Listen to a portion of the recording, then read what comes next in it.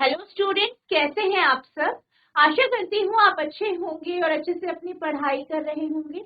मैं मोनिका रावत आपका स्वागत करती हूँ आईसीटी वर्चुअल क्लासरूम देहरादून में। बच्चों, आज हम क्लास 11th का जो आपका सब्जेक्ट है फिजिक्स, उसका chapter mechanical properties of fluids को कंटिन्यू करें। तो बच्चों, पिछले लेक्चर में हमने बर्नौली प्रमेय यानी बर्नौली थ्योरम की हमने एप्लीकेशंस देखे थे, साथ ही साथ इसकी हमने सीमाएं भी डिस्कस की। आज हम बात करेंगे टॉर्शलीज थ्योरम की। ये भी आपका बर्नौली की थ्योरम के ऊपर ही बेस्ड है। तो बेसिकली यहाँ पे क्या कहा जाता है, इसको हम समझ लेते हैं।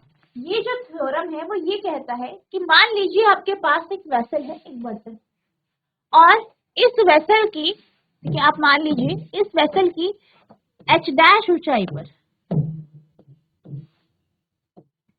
ठीक है, h डैश ऊंचाई पर क्या कर देते हैं, यहाँ पे एक ऑरिफिस यानी एक छेद करते हैं। ऑरिफिस या जो छेद होता है वो एक नैरो ओपनिंग होती है, पतली सी ओपनिंग, एक पतला सा छेद होता है जिसे हम ऑरिफिस भी कहते हैं। अब अगर हम यहाँ पे लिक्विड भर देते हैं, कोई तरल भर देते हैं, लिक्विड भर दिया हमने, तो ये देखा गया है कि मान लीजिए ये जो ऑरिफिस है ये जो है नीचे से या बेस से h डैश ऊंचाई पर है, और अगर हम बात करें पानी या जो आपका तरल है उसके लेवल से h नीचे है, ठीक है, h गहराई नीचे है। तो यहाँ पे ये कहा गया है कि जिस स्पीड से इस ऑरिफिस या एल ऑरिफिस से जो पानी है वो निकलेगा, वो स्पीड बराबर होगी, जो है वो स्पीड बराबर होगी किसके, इस h यहाँ से अगर कोई पानी गिर, ठीक है। क्या कहा गया है फिर से समझ लेते हैं कि हमारे पास एक वेसल है, एक बर्तन है, उसमें h डैश हाइट पर क्या किया गया है, एक ऑरिफिस बनाया गया है, एक छोटा सा छेद बनाया गया है। अब ये जो छेद है इसकी गहराई पानी के लेवल से या जो आपका तरल है उसके लेवल से जो है h नीचे है, तरल के लेवल से h नीचे है। तो यहाँ से जो जो आपका तरल निकलेगा उसकी जो स्पीड होगी या उसकी जो वेलोसिटी, उसका जो वेग होगा वो उतना ही होगा जितना जो है ऊपर वाले लेवल से पानी गिरता, ठीक है। यानी h लेवल यहाँ पे जितना पानी गिरता उतने ही वेलोसिटी से यहाँ से भी आपका जो है पानी या जो भी आपका तरल है वो गिर। तो बेसिकली यहाँ पे क्या कहा गया है, अगर h गिरा के नीचे जो है आपकी वेलोसिटी जो है पानी की जो है वही आपकी h ऊपर यहाँ पे या फिर जो ऊपर का जो लेवल है वहां से हो, ठीक है। यानी वेलोसिटी क्या होगी यहाँ पे, सेम हो, ठीक है। आई होप आपको समझ में आया होगा। बेसिकली यहाँ पे जो है किसी ऑरिफिस या किसी छेद से जो तरल है उसके बाहर निकलने की जो वेग है उसके ऊपर ये आपका जो टॉर्सलीज जो थ्योरम है वो बेस्ड है, उसी के ऊपर ये जो है बेस्ड है। According to this theorem, velocity of efflux, that is the velocity with which the liquid flow out of or of an orifice narrow opening is equals to which is freely falling body would require in falling through a vertical distance equals to the depth of the orifice below the surface of the liquid, ठीक है। क्या कहा गया है, ये जो theorem है ये किसके ऊपर बेस है, एफ्लक्स। एफ्लक्स यानी जो आपकी तरल की धार है उसको हम एफ्लक्स कहते हैं। एफ्लक्स की जो वेलोसिटी है उसके ऊपर ये बेस है। और यहाँ पे क्या कहा गया है कि जो लिक्विड है, जो तरल है, उसका जो फ्लो होगा किसके, एक ऑरिफिस से, एक पतली ओपनिंग से या छोटी ओपनिंग से, वो उतना ही होगा और बराबर होगा किसके, जब बॉडी वर्टिकल हाइट से, वर्टिकल ऊंचाई से, जो कि आपकी कहाँ पे है, ऑरिफिस की जो गहराई है उतनी ऊंचाई से ऊपर से अगर आपका तरल गिरता है तो आपकी वेलोसिटी सेम रहे। टॉरिसेली के प्रमेय के अनुसार गुरुत्वाकर्षण बल के कारण जब पानी एक छेद से निकलकर जमीन की ओर बहने लगता है तो जो वेग प्राप्त होता है वह पानी के उस वेग के बराबर होता है जो तब प्राप्त होता जब उसे ऊंचाई से स्वतंत्र से गिरने दिया जाता है। छेद की शीर्ष तरल सतह, उसे अक्सर टॉरसल का समीकरण या तरल पदार्थों में टॉरसल का नियम भी कहा जाता है। तो यही कहा गया है कि जितनी जितनी वेलोसिटी से, जितने वेग से आपका जो है यहाँ पे एक बर्तन में आपका जो तरल रखा गया है वो इस h डैश ऊंचाई पे जो छेद है या लेवल से h जो है गहराई के नीचे जो छेद है उससे जो वेलोसिटी से आपका तरल निकल रहा है वो उतना ही होगा जितना आपका ऊपर या h हाइट ऊपर से अगर तरल गिरता, यानी ऑरिफिस से h हाइट ऊपर। ठीक है, तो ये आपको ध्यान रखना है। अब हम इसे क्या करते हैं, प्रूफ करते हैं कि दोनों सेम है या नहीं, ये हम देखें। तो हम मान लेते हैं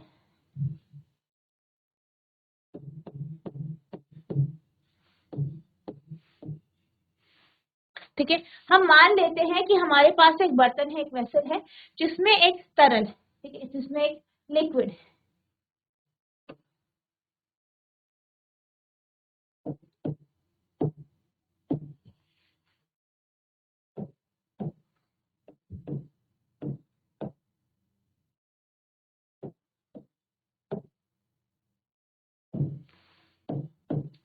Let us consider a vessel containing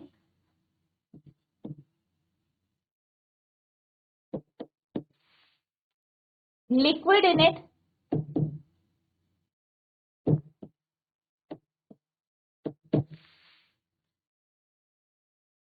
such that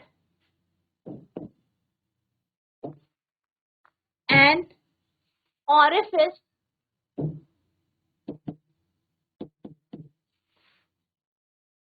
is made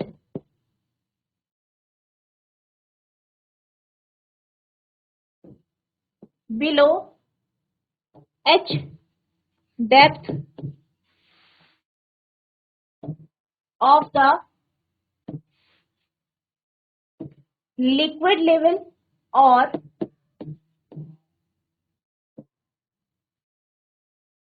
h dash height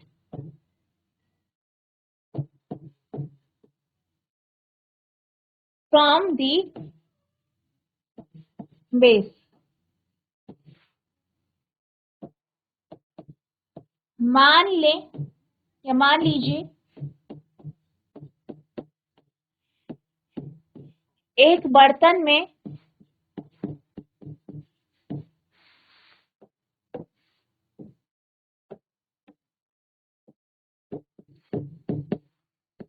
तरल रखा जाता है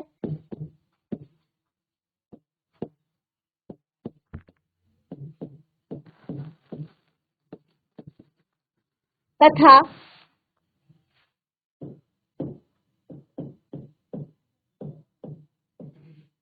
इस तरल के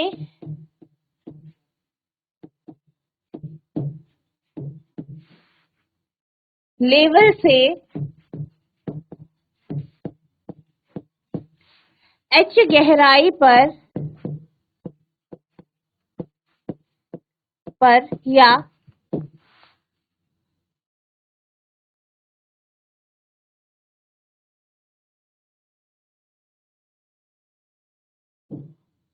बर्तन के बेस से h डैश ऊंचाई पर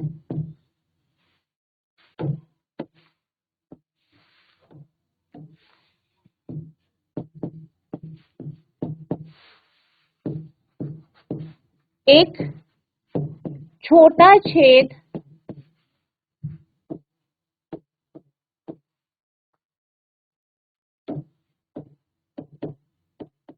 बनाया जाता है। ठीक है, अब यहाँ पे इस छेद में अगर हम बात करें तो हम एक लिक्विड की बात कर रहे हैं जो बाहर निकल रहा है एल पर, और एक लिक्विड की बात कर रहे हैं जो यहाँ पे है आपके मान लीजिए ओ बिंदु पर। ठीक है, एक ए पर है या ए से जो बाहर निकल रहा है और एक ओ बिंदु पर। अगर हम बात करें, अगर हम इसे बेस लें तो यहाँ पे H का मान आपका 0 होगा, यानी यहाँ पे जो आपका लिक्विड बाहर निकल रहा है ऑरिफिस से, वहां पर H का मान आपका 0 हो जाएगा अगर हम बेस लेते हैं। ठीक है, हम यहीं से ले रहे हैं हाइट को।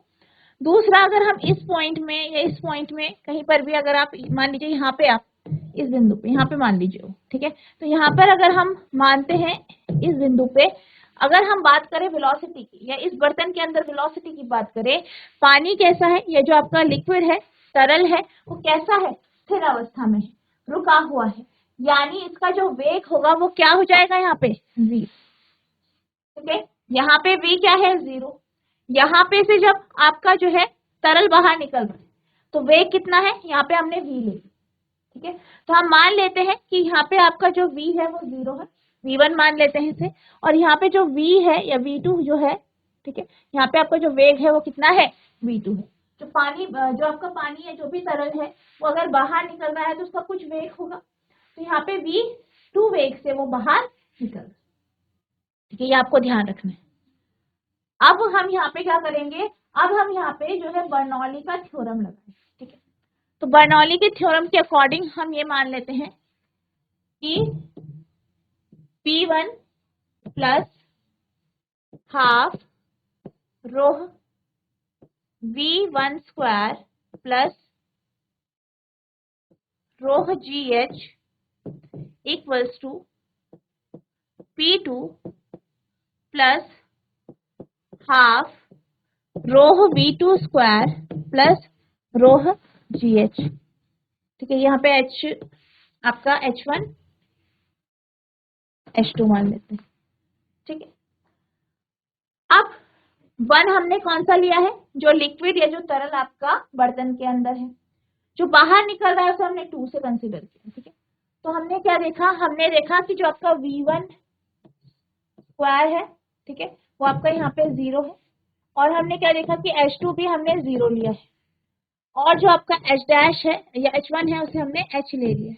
ठीक है, तो अब यहाँ पे, और अगर हम प्रेशर की बात करें तो दोनों जगह हमने P1 बराबर P2 आपका जो है P के बराबर लेंगे, P1 बराबर P2 इक्वल्स टू P। ठीक है, तो हम किसकी बात कर रहे हैं, उस लिक्विड की जो यहाँ पे से निकल, यहाँ पे हमने प्रेशर भी सेम लिया। ठीक है, अब हम यहाँ पे सारी वैल्यूज रख देंगे तो आपके पास हो जाएगा P प्लस हाफ रोह। ठीक है, V1 का स्क्वायर आपका 0 हो गया,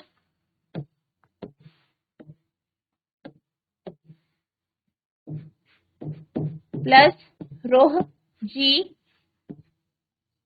ये आपका क्या है, H1 H बराबर P प्लस हाफ रोह। ठीक है, V ले लेते हैं हम, V का स्क्वायर, V2 को हम V ले लेते हैं, प्लस रोह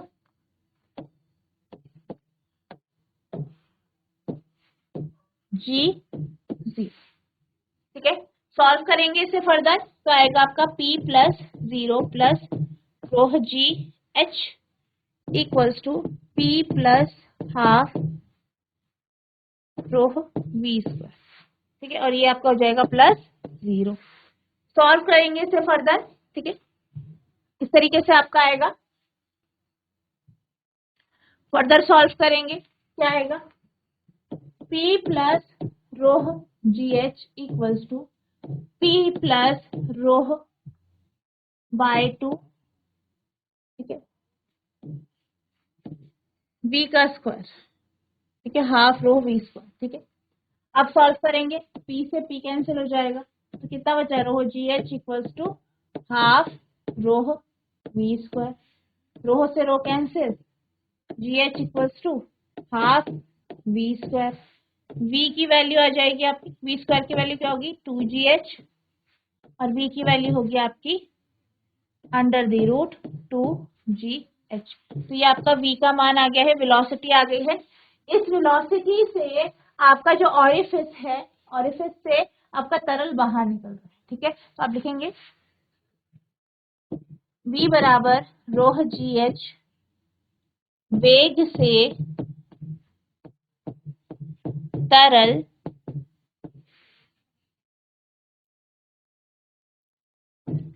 छेद से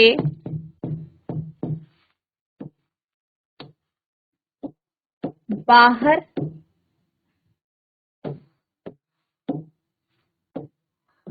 बाहर बाहर निकलता है।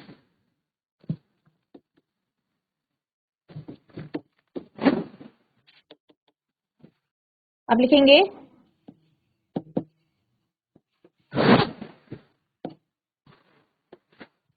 Liquid will come out with the velocity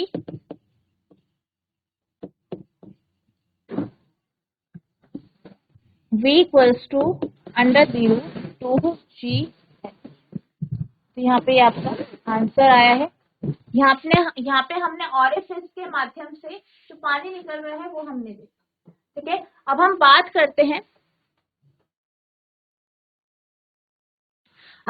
करते हैं जब पानी आपका यहां से बाहर निकले, इस लेवल से बाहर निकले।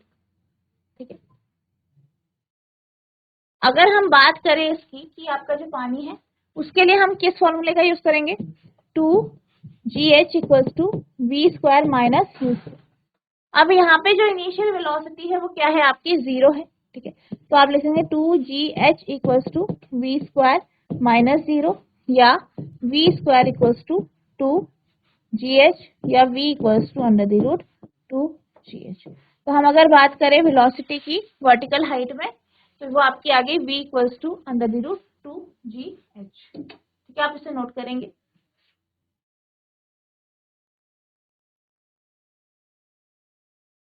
अब हम बात करेंगे जब आपका जो लिक्विड है या जो तरल है वो इस ऑरिफिस से बाहर निकलता है तो यहाँ पे जो उसकी ये जो हॉरिजॉन्टल डायरेक्शन है, ठीक है, जो इसकी क्षैतिज दिशा है, ठीक है, ये क्षैतिज जो इसका दूरी है वो कितनी आएगी वो हम देखेंगे। ठीक है, तो अब हम मान लेते हैं यहाँ पे हमने जो इसकी हाइट ली है वो h डैश ली है। ठीक है, इसकी ऊंचाई कितनी ली है, h डैश। यहाँ पे अगर हम u का मान देखें स्टार्टिंग में कितना है, 0 है। v को हम v ही लेंगे। ठीक है, और आपकी जो यहाँ पे हाइट हम लेते हैं, ऊंचाई जो लेते हैं वो हम h डैश लेते हैं, यानी h का मान यहाँ पे h डैश है। ठीक है, तो अब हम क्या करेंगे, हम क्या जानते हैं, आपको ये समीकरण पता है, s equals to ut plus half at square. ठीक है, अब यहाँ पे क्या हो रहा है, तरल एक ऊंचाई से गिर रहा है, कितनी ऊंचाई से, h डैश ऊंचाई से। तो हम s की जगह हम h डैश ले सकते हैं।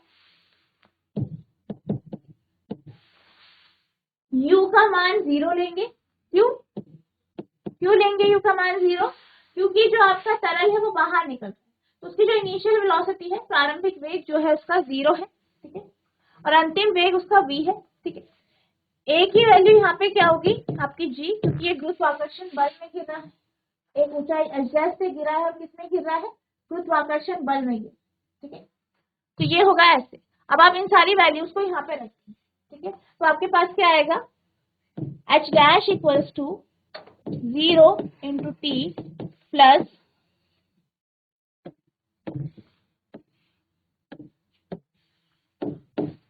0 into T plus half G T का स्क्वायर।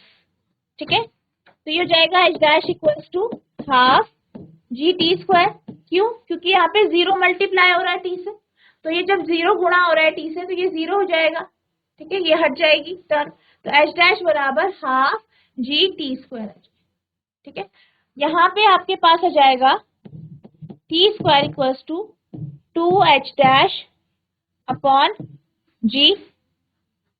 ठीक है, या हम लिख सकते हैं t बराबर under the root 2h dash G. तो यहाँ पे आपका क्या आ गया, टाइम आ गया है। ठीक है, इतना ये टाइम लेता है गिरने में। ठीक है, तो हमारा t आ गया है। अब हम क्या करेंगे, हम यहाँ पे जो क्षैतिज दूरी है वो निकालें। सबसे पहले आप इसे नोट करें,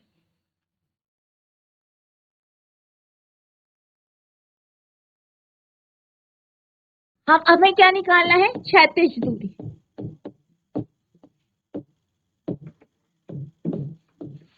यानी हॉरिजॉन्टल डिस्टेंस हमें निकालनी है। ठीक है, हॉरिजॉन्टल डिस्टेंस आपको निकालना। यहां पे हमारे पास v का मान है। ठीक है, v का मान है आपके पास, t भी हमने निकाल दिया है, दूरी निकालनी है। तो दूरी का फॉर्मूला क्या होगा? जीआईसी रंसोली धार, कोई बच्चा माइक ले लीजिए। आपके पास v का मान है यानी वेग है, t का मान है, आपको क्या निकालना है? दूरी निकालनी है s। तो इसका फॉर्मूला क्या होगा? दूरी निकालने का फॉर्मूला, अगर आपके पास मान लीजिए चाल है, स्पीड है, ठीक है, टाइम भी है, समय भी है, तो आप दूरी कैसे निकालते हैं? आपके पास चाल है यानी स्पीड है, समय भी है, आपको दूरी निकालनी है। फॉर्मूला क्या होता है? बहुत बेसिक फॉर्मूला है, क्लास 7th 8th में आप पढ़ते हो। अच्छा, आप ये बताइए कि चाल का फॉर्मूला क्या होता है? चाल या वेग का फॉर्मूला बताइए। चाल और वेग का फॉर्मूला क्या होता है? आपने क्लास 9 में पढ़ा होगा, चाल का कॉन्सेप्ट पढ़ा है आपने। चाल क्या होता है, वेलोसिटी वेग क्या होती है, आपको उसका फॉर्मूला बताना है। जीआईसी रंसोली धार। बेटा आप तक मेरी आवाज पहुंच रही है? हाथ खड़ा कीजिए। आपको गर्दन नीचे करने की कोई जरूरत नहीं है। आपको, आप तक मेरी आवाज पहुंच रही है? हाथ खड़ा कीजिए। क्लास 9 में पढ़ा है आपने ये। ठीक है, तो किसी को भी नहीं पता कि जो आपका वेग का फॉर्मूला क्या होता है? वेग कैसे निकालते हैं आप? वेलोसिटी कैसे निकालते हैं? जीआईसी गरवान गांव, यहाँ पे आपसे कुछ पूछा जा रहा है, आपको क्विकली आंसर देना है, फटाफट आंसर दीजिए। चाल बराबर दूरी बटे समय। चाल बराबर दूरी बटा समय।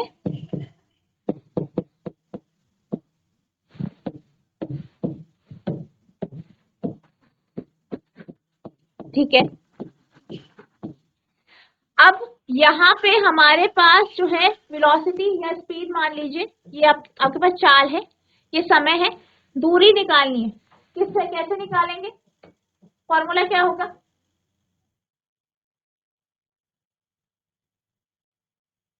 इसी को मॉडिफाई कर दीजिए। दूरी बराबर इस चाल फॉर्मूले गुना में दूरी समय। कैसे निकालेंगे? हाँ जी बेटा, दूरी दूरी बराबर चाल गुना समय। Very good. आपका नाम क्या है? आशीष। आशीष। ठीक है, वेरी गुड आशीष यस। बेटा, सब तालियां बजाएंगे। वेरी गुड, आपने आंसर। ठीक है, आपको अपना जो पुराना पढ़ा हुआ है वो भूलना नहीं है, वरना आपको दिक्कत आएगी आज। ठीक है, परेशानी आएगी आपको। ठीक है, वैसे ये बेसिक क्वेश्चन था, छोटे बच्चों को भी आता है, ये क्लास 8 के बच्चे पढ़ते हैं। ठीक है, तो आपको पता होना चाहिए।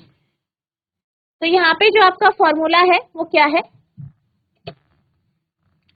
अगर आप हॉरिजॉन्टल डिस्टेंस या क्षैतिज दूरी निकालना चाहते हैं तो ये निकलेगा आपका स्पीड इनटू टाइम। ठीक है, चाल गुणा समय से। चाल कितना आया है आपका? √2gh। टाइम कितना है? √2h-g। ठीक है, दोनों आपने रख दिए, जो जो आपका आया। ठीक है, v की वैल्यू जो आई, t का जो मान आया वो आपने रख दिया। सॉल्व करेंगे इसे। ठीक है, तो यहाँ पे आपको क्या निकालना है? क्षैतिज दूरी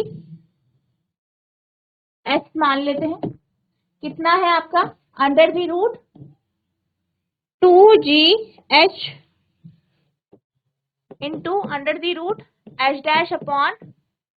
√h-2h-g। √2 √g √h मल्टीप्लाई करो इससे, ये आएगा √2 √h-/√g। इससे ये कैंसिल हो जाएगा। ठीक है, √2 कितना होगा? √2 गुना √2 कितना होगा? जीआईसी गरवान गांव,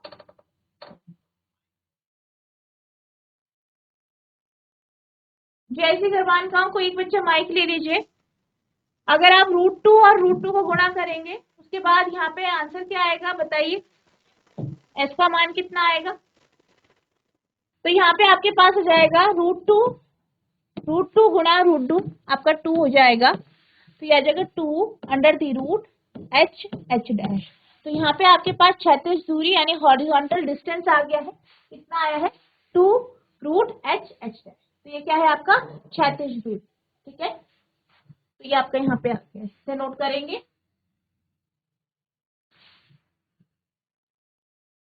आपको ये टॉपिक समझ में आ गया है तो हाथ खड़ा कीजिए। ठीक है, जैसे गरबान गाँव। ठीक है, अब हम चलते हैं अगले क्वेश्चन की ओर। ठीक है, यहाँ पे आपके पास एक प्रश्न है। A fully loaded Boeing aircraft has a mass of 3.3 into 10⁵ kg। यानी एक एयरक्राफ्ट, ठीक है, एयरक्राफ्ट है, एक हवाई जहाज है, उसका जो द्रव्यमान है, ठीक है, द्रव्यमान कितना दिया गया है? 3.3 गुणा 10⁵ kg। ठीक है, एक टोटल विंग एरिया, और ये जो आपका एयरक्राफ्ट है, ये जो जहाज है, इसके जो विंग है, जो उसके पंख है, उसका क्षेत्रफल आपको दिया है, कितना है? 500 metre square. It is in level flight with a speed of 960 kilometre per our.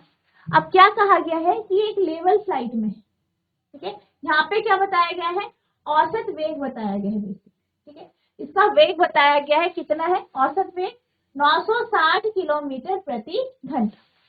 Estimate the pressure difference between the lower and the upper surface of the wing.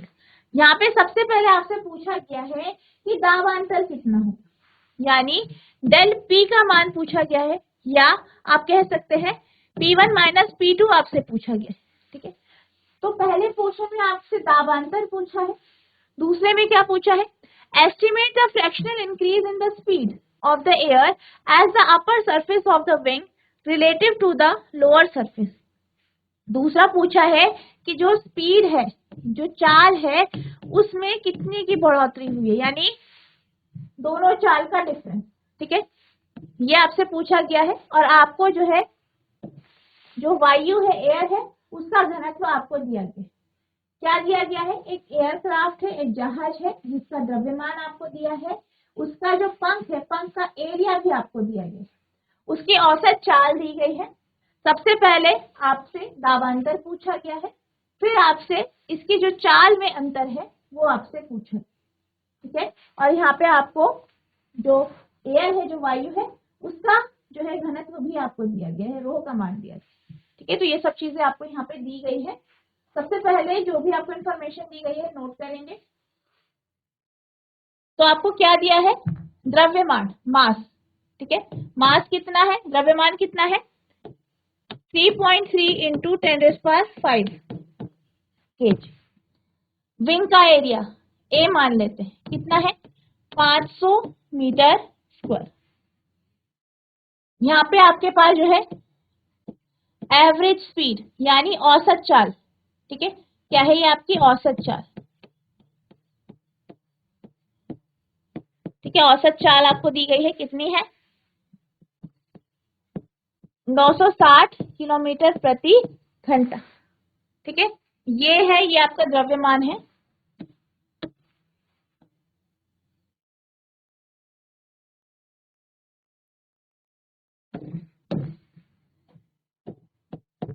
द्रव्यमान दिया गया है, m का मान दिया गया है, कितना है? 3.3 इंटू 10⁵ अगला क्या दिया गया है? पंख का क्षेत्रफल।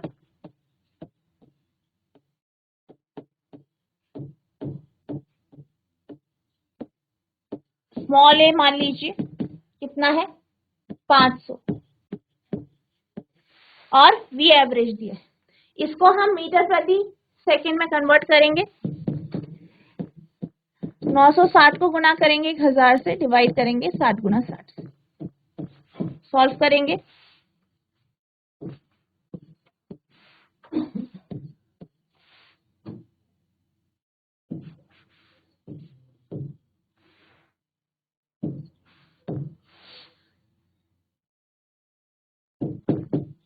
800/3, ठीक है, मीटर प्रति सेकंड यहाँ पे आपका आ गया। ठीक है, हमने इसे मीटर प्रति सेकंड में परिवर्तित कर दिया। ठीक है, इस तरीके से आपका ये आ गया है, वी एवरेज हमने निकाला। अब यहाँ पे आप क्या करेंगे, यहाँ पर जो है आपका बर्नौली का थ्योरम भी लगेगा। पहले हम प्रेशर के बारे में बात कर लेते हैं। ठीक है,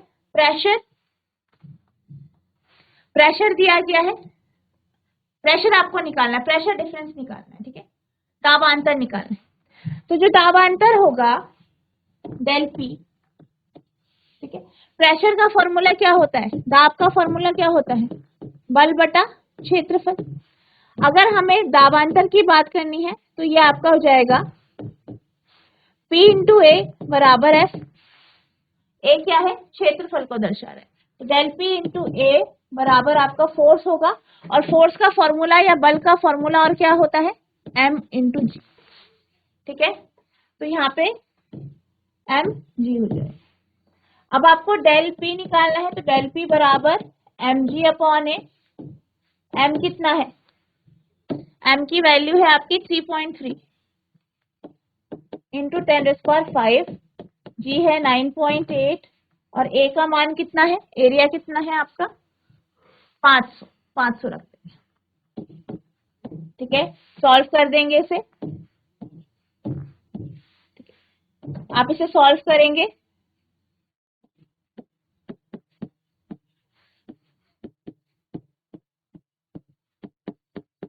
ठीक है, सॉल्व कीजिए इसे।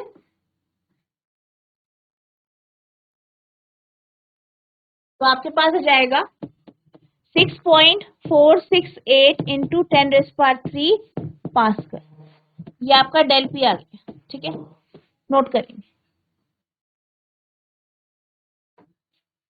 अब यहाँ पे आपको क्या निकालना है, यहाँ पे आपको चाल में अंतर निकालना है। ठीक है, तो आप क्या करेंगे, यहाँ पे आपके पास डेल पी का मान आ गया है, यहाँ पे आप बर्नौली थ्योरम का उपयोग करके इसको सॉल्व करें। ठीक है, बर्नौली थ्योरम आपको पता है, उसका उपयोग करके यहाँ पे इसे सॉल्व करेंगे। आपको इसको जो है होमवर्क से करना है, नेक्स्ट लेक्चर में हम इसे जो है डिस्कस करें। तो सेकेंड पार्ट आपका होमवर्क, जहाँ पे आपको क्या निकालना है, चाल में जो अंतर है उसको आपको निकालना है। तो ये आपका होमवर्क है। ठीक है, जो आपका चाल में अंतर। ठीक है,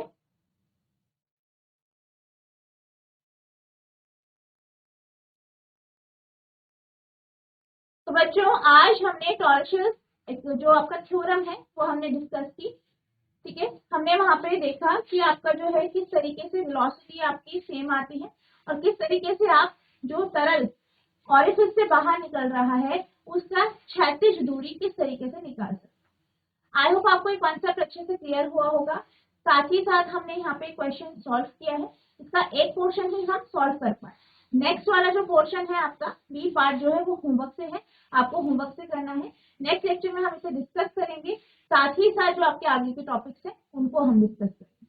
तो बच्चों आज के लिए बस इतना ही, मिलते हैं अब नेक्स्ट सेशन में। तब तक के लिए thank you and have a nice day.